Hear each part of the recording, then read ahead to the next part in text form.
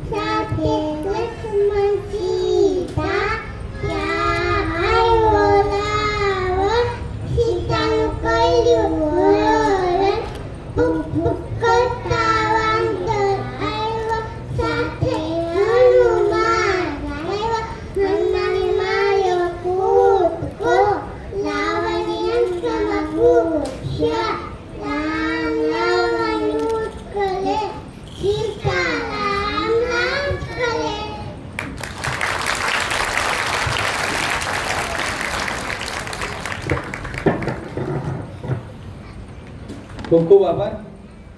ક્રીવા and ક્રિશ્વા. જોરદાર તાલી એમના માટે નહીં, એમના પેરેન્ટ્સ માટે અને મેડમ માટે કે જેને તૈયારી કરેલી છે. એમના પેરેન્ટ્સને પણ ખૂબ ખૂબ અભિનંદન. હા, પછી છોકરાઓ તમારે સીટી જ વગાડવાની છે. ખૂબ સરસ. ત્યારબાદ આપણી શાળાના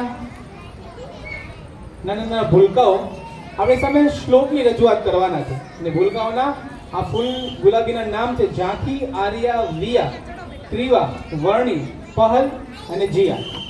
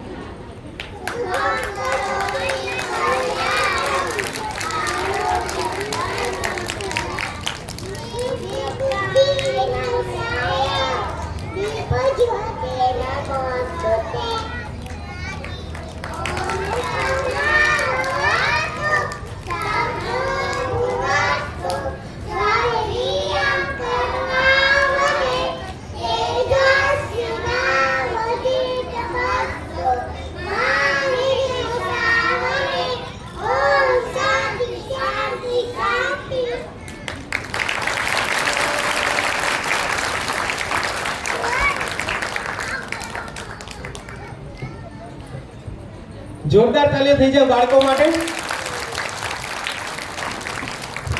આપણે જરાક એ યાદ કરી લેવું કે આપણે જ્યારે આ ઉંમરના હતા ત્યારે આપણને કેટલા શ્લોક યાદ હતા. શ્લોક તો હા ઘણા યાદ હતા. સરસ, ખૂબ સરસ. મેડમનો પણ ખૂબ ખૂબ આભાર કે આ નાના નાના બાળકો છે ને કોરી પાટી હોય, આપણે જેવું લખીએ એવું એના પર છપાઈ જતું હોય છે. અને અત્યારના બાળકોને કાર્ટૂન, સ્પાઈડરમેન અને બેટમેન એ બધા મેન કરતા આવા શ્લોકના જે મેન બનાવે છે એના માટે ખૂબ ખૂબ અભિનંદન. રિંકલબેન, તમને અને તમારી જે પૂરી ટીમ છે એમને ખૂબ ખૂબ અભિનંદન. આજે આપણી વચ્ચે નિત્યપ્રકાશ સ્વામી, જ્ઞાનભૂષણ સ્વામી, સત્યાનંદ સ્વામી, હરિપ્રિય સ્વામી અને હરિસ્વરૂપ સ્વામી અહીંયા ઉપસ્થિત છે. આપ સૌ સંતોનો હૃદયના ઉમળકા સાથે અમે સ્વાગત કરીએ છીએ ને હું વિનંતી કરીશ સ્વામી શ્રી જ્ઞાનભૂષણ સ્વામીને કે આવો અને પ્રાસંગિક ઉદ્બોધન કરશો. જ્ઞાનભૂષણ સ્વામી.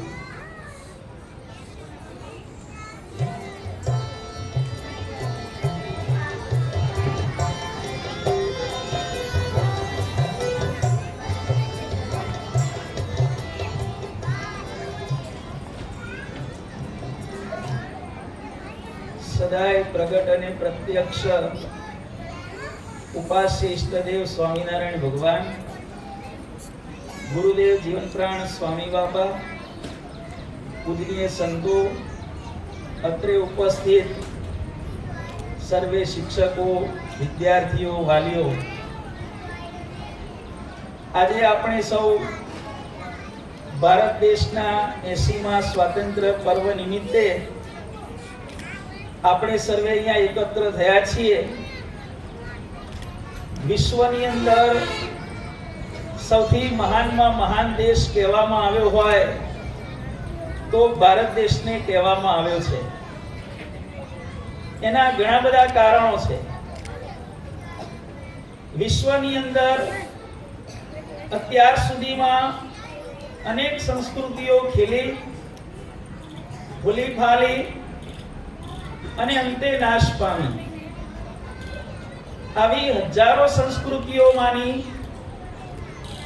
આપણા વિદ્વાનોએ સંશોધિત કરેલી એવી કુલ 46 સંસ્કૃતિઓ કે જે 500 વર્ષથી વધારે ટકી, વિશેષતાઓને કારણે એમનો વિકાસ થયો અને કંઈક ખામીઓને કારણે એ સંસ્કૃતિઓ આજે ઇતિહાસની અંદર નામશેષ થઈ ગઈ છે. વિદ્વાનોના મતે એક સંસ્કૃતિ એવી છે કે જે હજારો વર્ષોથી ઉદ્ભવેલી છે, વિકાસ પામી રહી છે અને જેનો ક્યારે પણ નાશ ન થાય એવી શક્યતા ધરાવતી એકમાત્ર જો સંસ્કૃતિ હોય તો એ આપણી ભારતીય સંસ્કૃતિ કહેવામાં આવેલી છે. આપણા ભારત દેશની અંદર મોટા ભાગના ભગવાનના અવતારો, મહાન સંતો, આ બધા એમનું પ્રાગટ્ય એ પણ ભારત દેશની અંદર થયેલું છે. આપણા શાસ્ત્રો પુરાણોના મતે ભારત ખંડને સર્વથી શ્રેષ્ઠ ભૂમિ કહેવામાં આવેલી છે. હવામાન ખાતાના અભ્યાસ અનુસાર વિશ્વની અંદર કુલ 16 પ્રકારની સિઝન જોવા મળે છે. ઠંડી, વધારે ઠંડી, વરસાદ, વધારે વરસાદ, માપની ગરમી, વધારે ગરમી, 16 પ્રકારની સિઝનો નક્કી કરેલી છે. એ 16 પ્રકારની સિઝનો આખા વિશ્વની અંદર જો એકમાત્ર દેશમાં જોવા મળતી હોય તો એ દેશ છે આપણો ભારત દેશ. ખેતીવાડીની અંદર જેટલા પ્રકારની જમીન કહેવામાં આવેલી છે એવા તમામ પ્રકારની જમીન ધરાવતો વિશ્વનો એકમાત્ર દેશ હોય તો એ ભારત દેશ કહેવામાં આવેલો છે. ભારતીય સંસ્કૃતિ અને અન્ય સંસ્કૃતિમાં વિશેષતા એ કહેવામાં આવેલી છે કે અન્ય સંસ્કૃતિઓએ પોતાનો વિસ્તાર વધારવા માટે એમણે બીજા દેશો ઉપર આક્રમણ કર્યું, બીજા દેશોને ગુલામ બનાવ્યા પણ આપણી ભારતીય સંસ્કૃતિએ ક્યારે પણ પોતાનો વિસ્તાર વધારવા માટે અન્ય દેશ ઉપર આક્રમણ કર્યું નથી અને ક્યારે પણ એ વિસ્તારને કબજે કરવા માટે પ્રયત્ન કર્યો નથી. હા, ઇતિહાસની અંદર બે પ્રસંગો એવા બનેલા છે કે ભારત દેશે અન્ય દેશ ઉપર આક્રમણ કરવું પડ્યું હોય, વિજય મેળવ્યો, પણ વિજય મેળવ્યા પછી પોતાના દેશનો ઝંડો એ દેશમાં ફરકાવેલો નથી. બે પ્રસંગો બનેલા છે. રામાયણના વખતમાં રામચંદ્રજીએ ભારત ખંડની બહાર લંકા ઉપર આક્રમણ કર્યું, રાવણને મારી અને લંકા ઉપર વિજય મેળવ્યો, પરંતુ પોતાના અયોધ્યાના શાસનનો ઝંડો રામચંદ્રજીએ લંકામાં ફરકાવ્યો નથી. વિભીષણને રાજગાદી પર બેસાડી ત્યાંના પ્રતિનિધિને એનું રાજ્ય સોંપી અને રામચંદ્રજી અયોધ્યા પાછા ફર્યા. આ એક પ્રસંગ છે. બીજો પ્રસંગ છે 1971માં જ્યારે ભારત પાકિસ્તાનની લડાઈ થઈ, બાંગ્લાદેશને આઝાદ કરવામાં આવ્યું, ત્યારે પણ ભારતીય સેનાએ ઢાકાની અંદર આપણો તિરંગો ન ફરકાવતા બાંગ્લાદેશનો ઝંડો ફરકાવેલો છે. એટલે આપણા ભારત દેશે ક્યારે પણ કોઈના ઉપર આક્રમણ કર્યું નથી અને ક્યારે પણ એના ઉપર કબજો મેળવવાનો ક્યારે પણ પ્રયત્ન કર્યો નથી. હા, પરદેશની અંદર આપણા કેટલાક શૂરવીરોએ આક્રમણ કરેલું છે, પણ એ આક્રમણ લશ્કરી નહીં, આધ્યાત્મિક આક્રમણ. સ્વામી વિવેકાનંદ સૌથી પહેલા અમેરિકા ગયા અને આપણી ભારતીય સંસ્કૃતિનો પ્રચાર કરવા માટે એમણે પરદેશમાં પધારવાની જે પરંપરા શરૂ કરી અને આજે આપણે જોઈએ છીએ કે હિન્દુ સંપ્રદાયના તમામ ધર્મગુરુઓ આજે ભારતીય સંસ્કૃતિનો સમગ્ર વિશ્વની અંદર પ્રચાર કરી રહ્યા છે. ધન્યવાદ છે સ્વામી વિવેકાનંદને કે જેમણે આજથી 125 વર્ષ પહેલા અમેરિકા જઈ અને ભારતીય સંસ્કૃતિનો પ્રચાર શરૂ કર્યો. આપણા ભારત દેશની જો આપણે વિશેષતા જોઈએ તો ખ્યાલ આવશે કે આપણો ભારત દેશ વિશ્વનો સૌથી પહેલો એવો લોકશાહી દેશ છે કે જેણે સ્વતંત્ર થતાની સાથે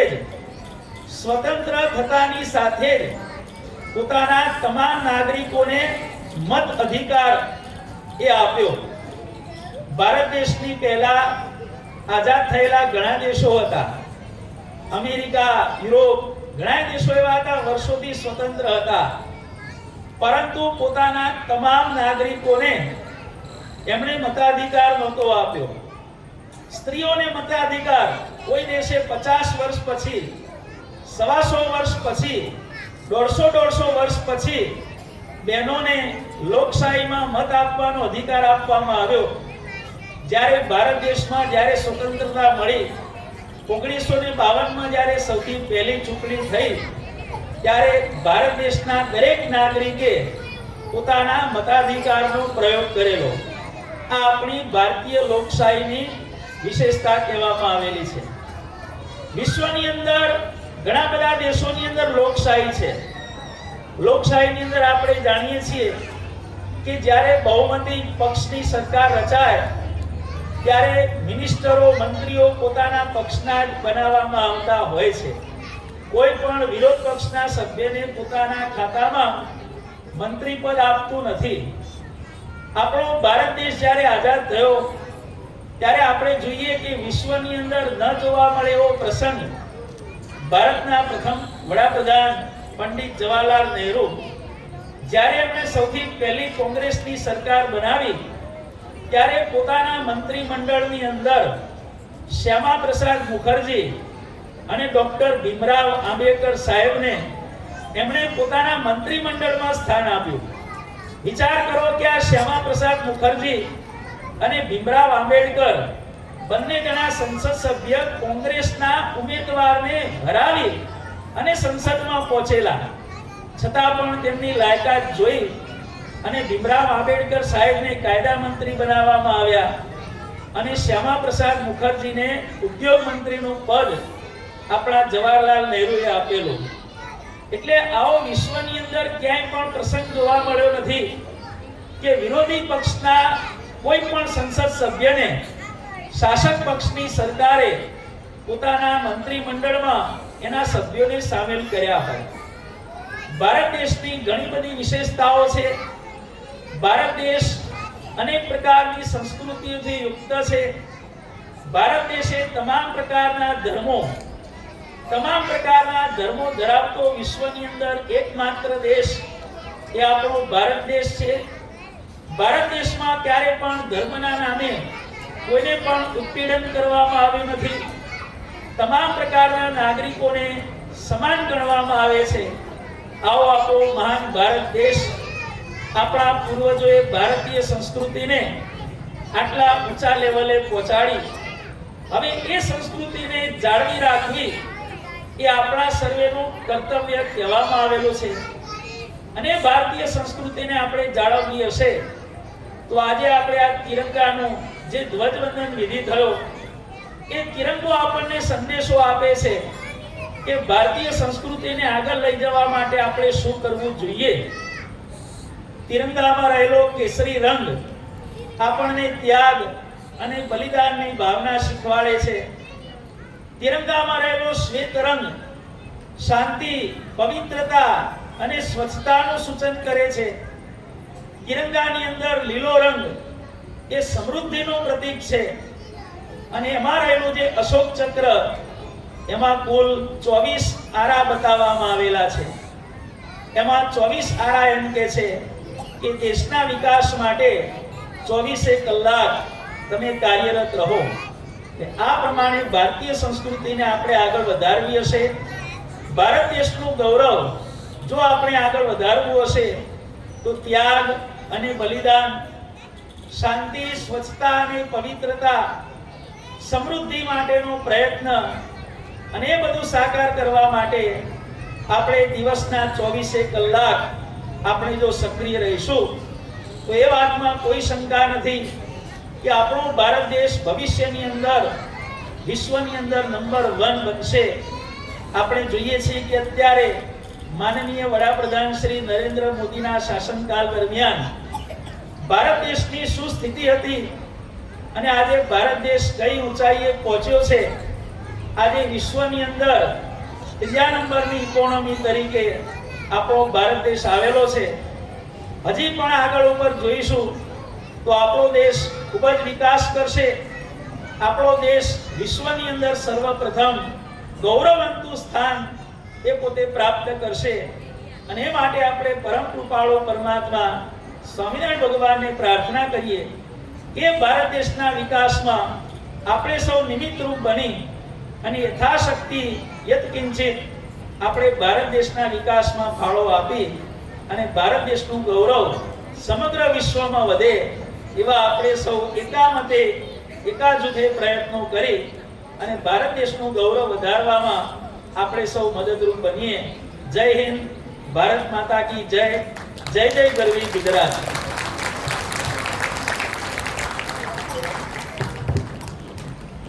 ખૂબ ખૂબ આભાર.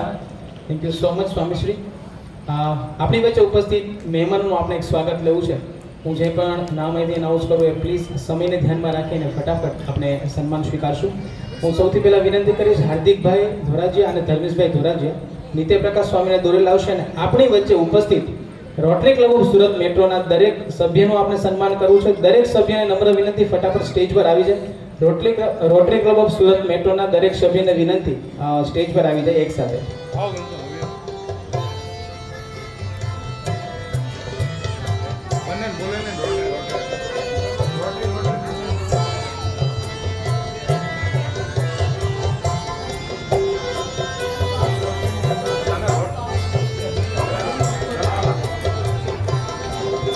નિત્ય પ્રકાશ સ્વામીને નમ્ર વિનંતી સ્ટેજ પર આવશે અને આપના હસ્તે આપણે મહેમાનોનું સ્વાગત સન્માન કરવું છે. ત્યારે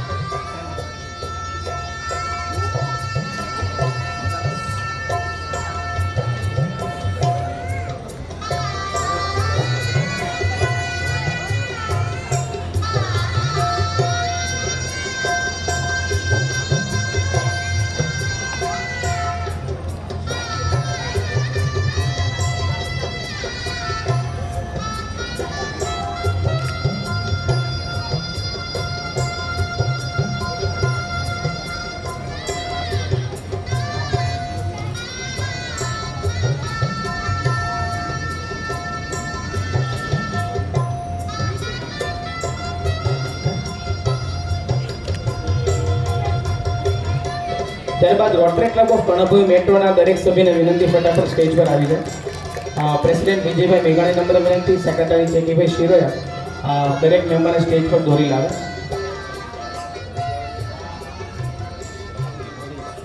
સત્યાનંદ સ્વામીને વિનંતી સન્માનમાં જોડાશે સાથે.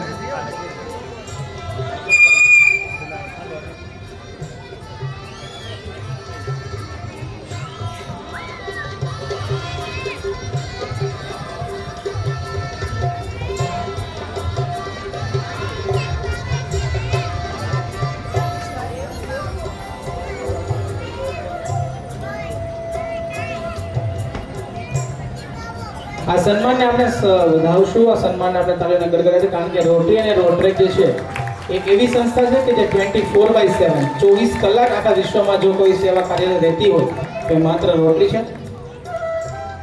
રોટરી ક્લબ ઓફ કણભોઈ મેટ્રોના સભ્યોનું સન્માન થઈ રહ્યું છે. અમે જોરદાર તાળીઓથી આ સન્માનને વધાવશું.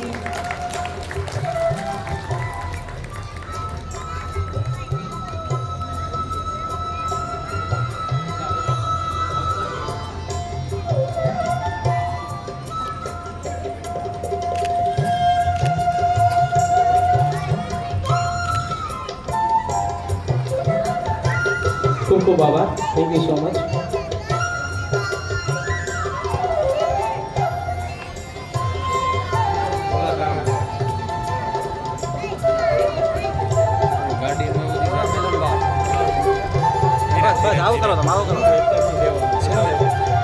Thank you Swami Shri. આભાર. એક નાની જાહેરાત હતી વચ્ચે.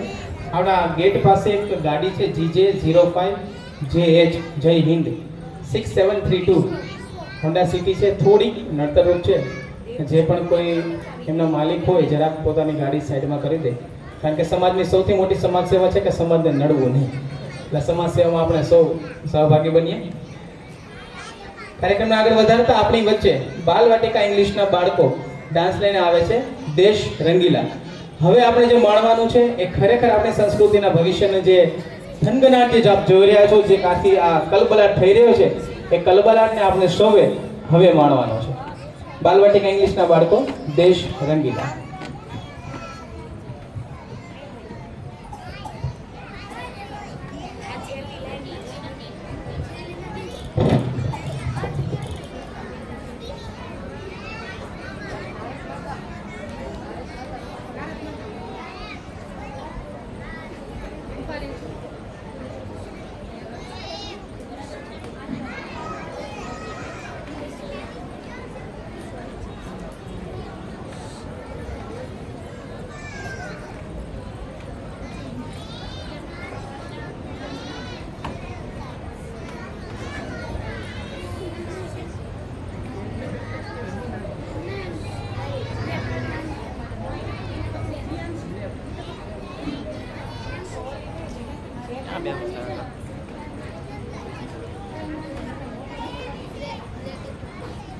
બુકને બધું પાછળ બાકડા ઉપર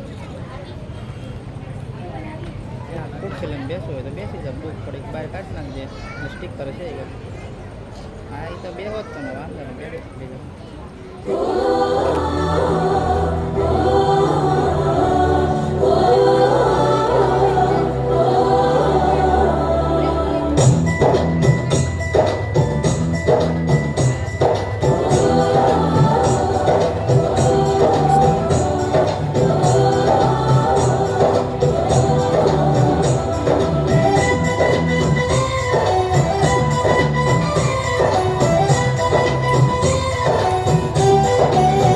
यहाँ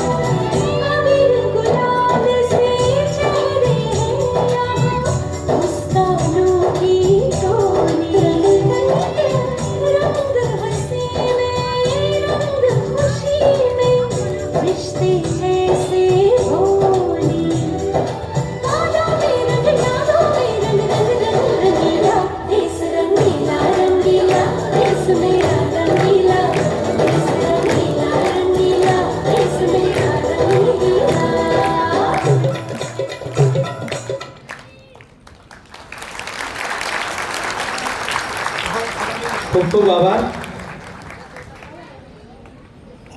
ખરેખર આવા નાના ભૂલકાઓથી આપણો દેશ રંગીલા થવા જઈ રહ્યો છે. હું વિનંતી કરીશ ગુજરાતી જુનિયરના બાળકો, હા વાંધો નહીં, નાની નાની તસવીરો આજના બાળકો માટે હું ખાસ વાલીઓને ખાસ કહીશ કે આજે ફોટોગ્રાફ છે એ તમે સાચવીને રાખજો. કારણ કે અત્યારે યાદ કરો આપણને આપણા જૂના ફોટા મળે, ભલે જોવા નથી ગમતા પણ વાલા બહુ લાગે. એટલે આ ફોટોગ્રાફ્સ એ બાળકના જીવનમાં ખૂબ સારું પ્રોત્સાહન પૂરું પાડતા હોય છે. એમને ખ્યાલ આવે કે ભૂતકાળમાં કંઈક આવા કાર્યક્રમો થકી અમારા વાલીઓ અમને આવા સ્ટેજ પર એક મોકો આપેલો. સર્વે સંતોનો ખૂબ ખૂબ આભાર.